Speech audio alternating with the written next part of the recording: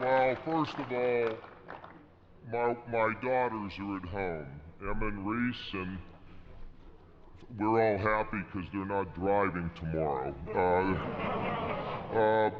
But how about my family, Emma and Reese, and of course my great wife, Karen Kasich.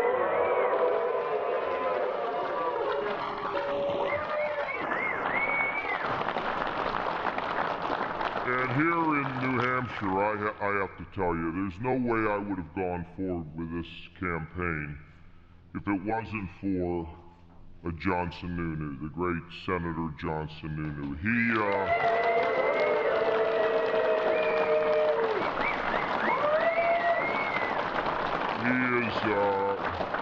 He's such a great partner. He's so smart and he's so disciplined, and he's just a great friend of mine. And we also want to spend a little time thanking former Senator Gordon Humphrey. Now this man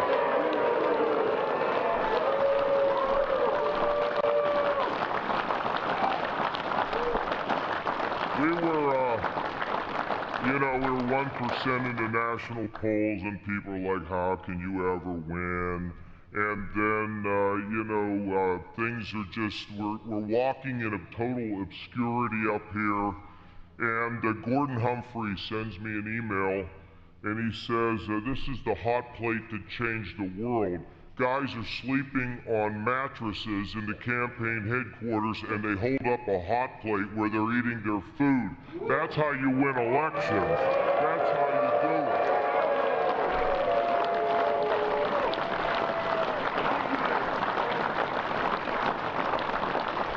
And of course, our great friend Tom Rath, the former Attorney General, he's been one of the best guys I could have. Where is Tom Rath?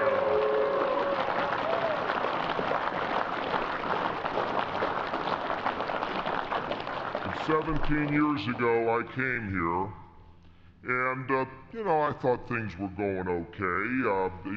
Wasn't getting a lot of attention, and was standing in the kitchen, and I was talking to this lady, and I'm thinking, I got myself a town chairperson here. I mean, this lady really likes me. And after about 15 minutes, she looked at her watch and she said, when will the candidate get here? Can you tell us?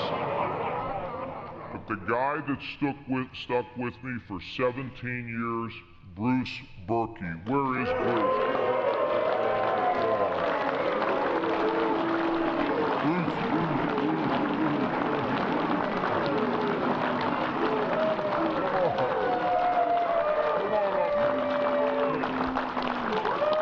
And listen, I want to tell you, and there's just no way to say this appropriately. When the media kept saying, well, how are you going to do this? Can you finish high? You know what I said? I have an insurance policy. It's you. It's all of you. How does a guy like me thank you for the countless hours, the phone calls, the door knocking? Some of you have come from, of course, our Buckeye State, and some have come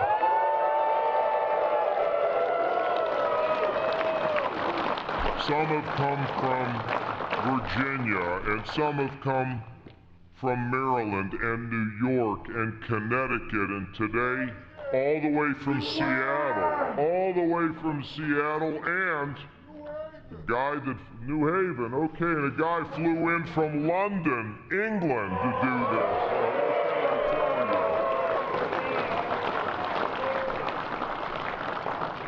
But there's something that's going on that I'm not sure that anybody can quite understand. There's magic in the air with this campaign because we don't see it as just another campaign. We see this as an opportunity for all of us, and I mean all of us, to be involved in something that's bigger than our own lives, to change America, to reshine America, to restore the spirit of America, and to leave no one behind. Am I right? That's what we're all fighting for.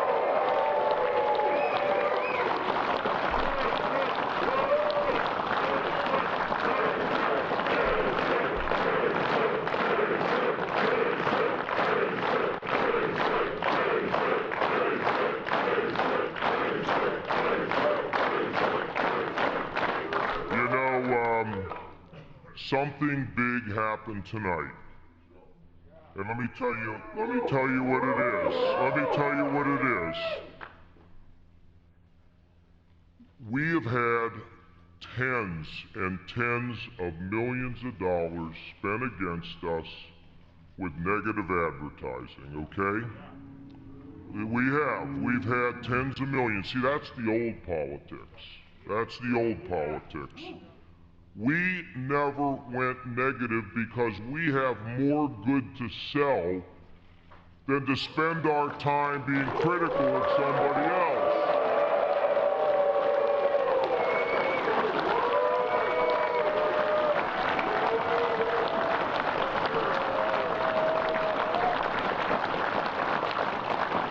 And maybe, just maybe, at a time when clearly changes in the air, maybe, just maybe, we're turning the page on a dark part of American politics, because tonight the light overcame the darkness of negative campaigning. And you made it happen. You made it happen. You made it happen. You made it happen.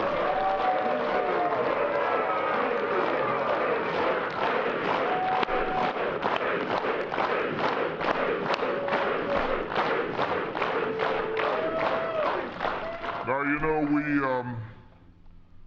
we're conservatives here. We believe government is a last resort and not as a first resort. And as I like to talk about the strength of our country, and if you think about the American home, which is the family, we know that the family is only strong when the foundation is strong. And that's why we will wake up every single day to make sure that every American has a job in the United States of America to help their families and their neighbors.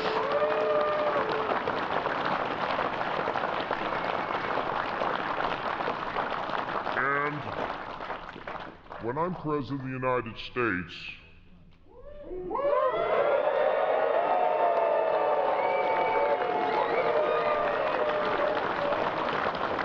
first of all, you know, we're going to have a battering ram to knock down the walls of the city if they don't want to change. It's what I've done all of my lifetime. But here's what we're going to tell people, I believe, and that you think about it, I hope you agree. We're going to solve the problems in America not by being extreme, not by being first a Republican or a Democrat, but reminding everybody that we are Americans dedicating to shining up America and fixing our problems. Fixing our problems.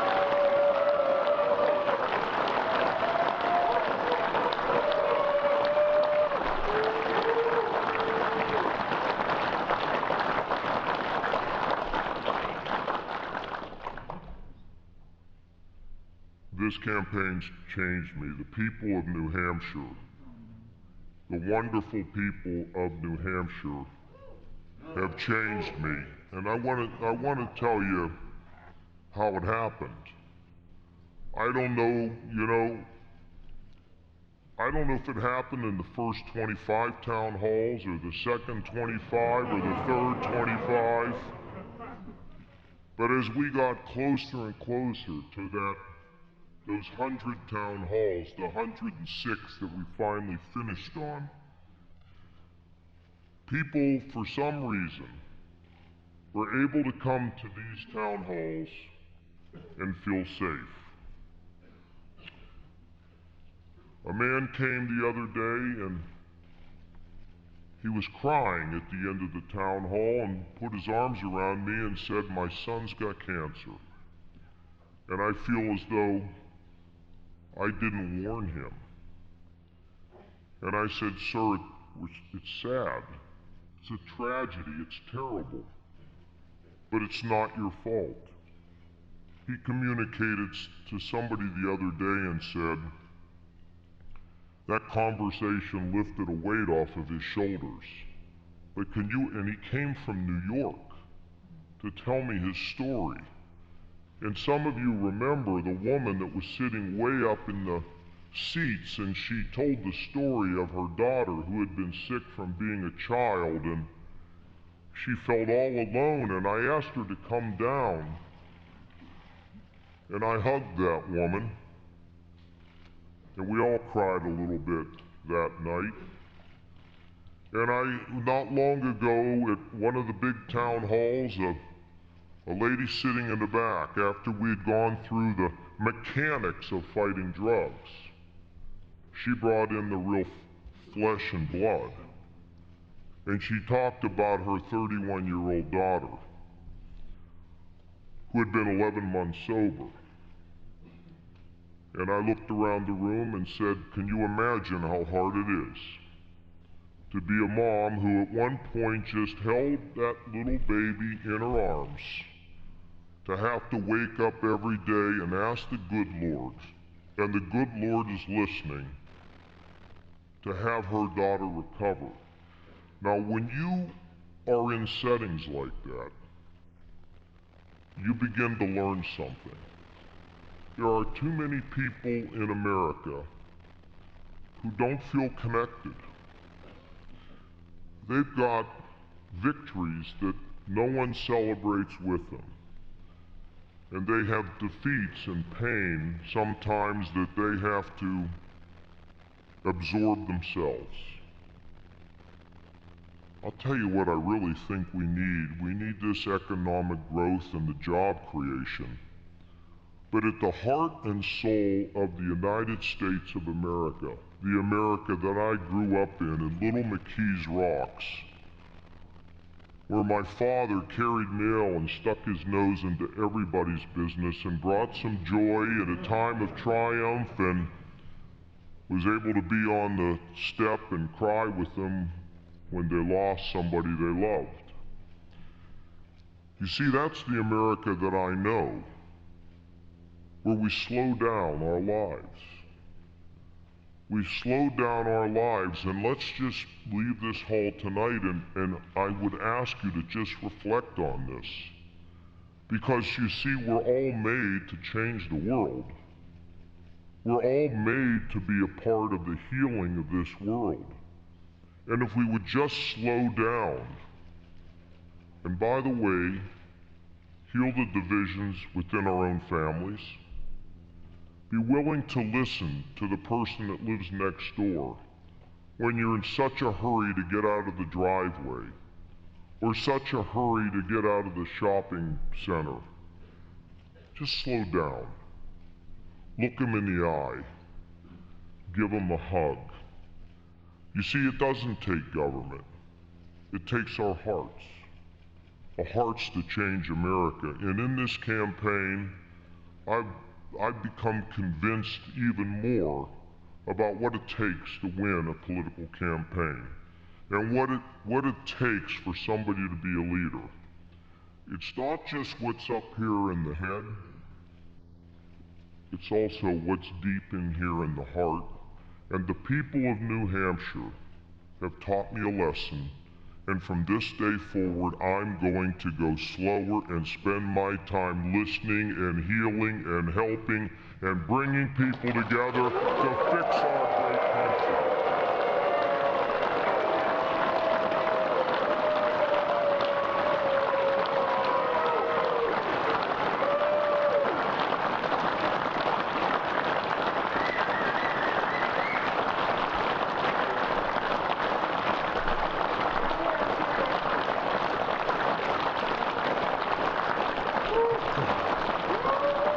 Thank you.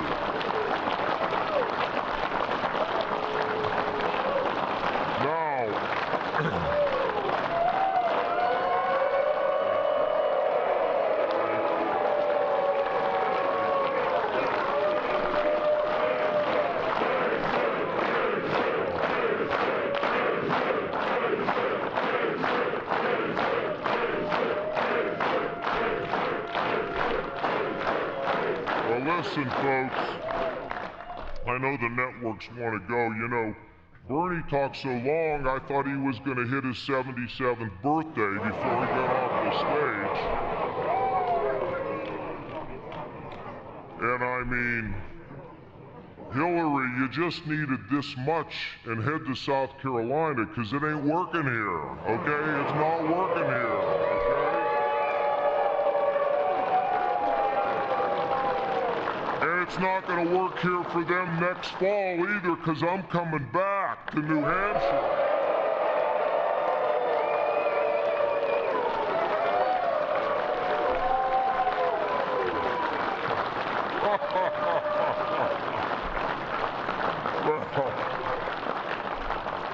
How could any man be so lucky, huh? To have all of you. To be so happy about life and family and the fact that the Lord's blessed me.